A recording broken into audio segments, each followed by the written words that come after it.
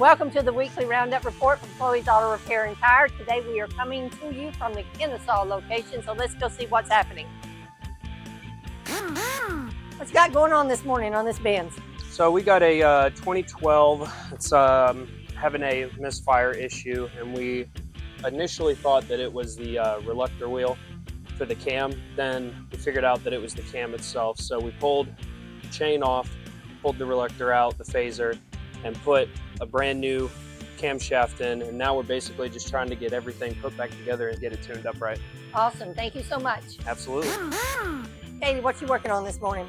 All right, well, this Jeep here came in with a coolant leak.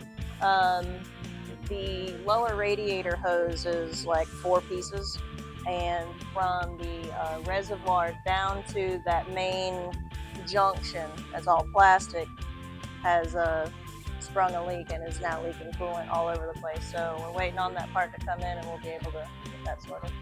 Perfect, thank you. Thanks for joining us today for the Weekly Roundup in the Kennesaw location. We'll see you next report.